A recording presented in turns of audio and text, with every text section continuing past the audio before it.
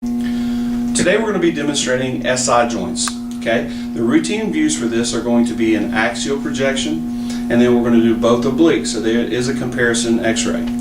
On the axial projection, for the angle, it's going to be for a male 30 degrees, for a female 35 degrees, and it will be cephalad. Okay, so we're going to have the patient lying on their back here. We're going to use a 10 by 12, and it will be lengthwise. Okay. Already centered to our film and centered to the bucket and centered locked here. And then our centering for this is we're going to palpate the as-is, and it's going to be about 2 inches inferior to the as-is and at the MSP. So we're going to palpate the as-is. We'll go about 2 inches down. And I want to be to the middle, so I'm going to come to the top just to verify that I am in the middle. And collimation is going to be to the as-is, both ways. Okay, and to the IR borders up and down. Then I'm going to put my marker placement here to the side. Okay, and this is going to be a technique is going to be about 81 kV center cell. And again, this is a female, so angle 35. For a male, it's 30. Okay, so the next view that we're going to be doing is the oblique view. As far as respiration goes, for all these views, it's just suspend respiration for the axial and also both obliques. So the next view we're going to do is going to be the oblique.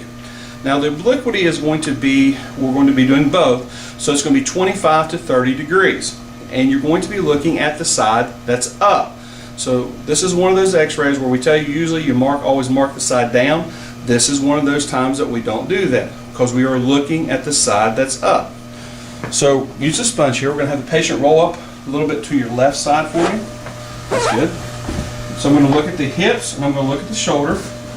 I'm going to roll her back, so it's only 25 to 30 degrees. I do need to take my tube angle off because there is no angle for this. And I must recenter.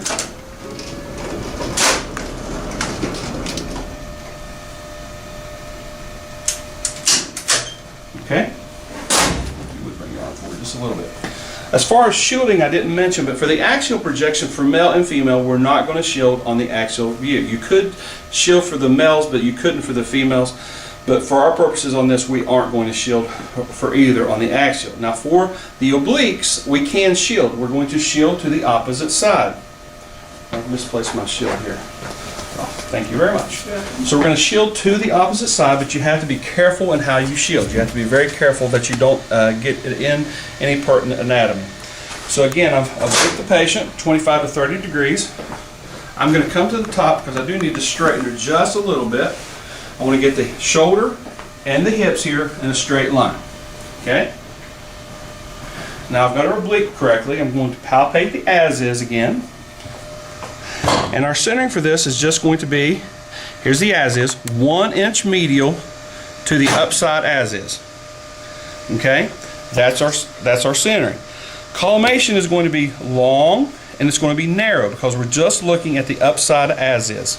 I'm sorry, the upside SI joint.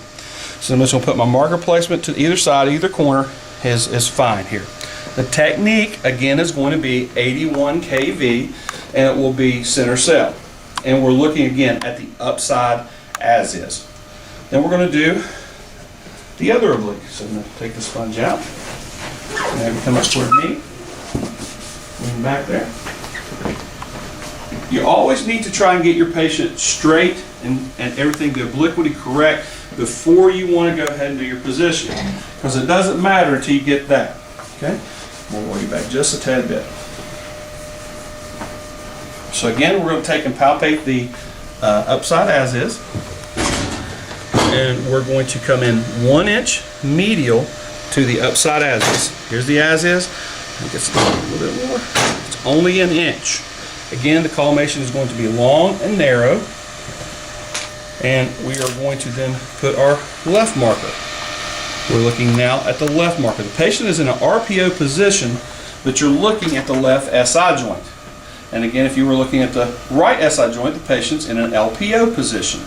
Again, the techniques are 81 kV center cell for both and also for the axial projection. And this is our SI joint views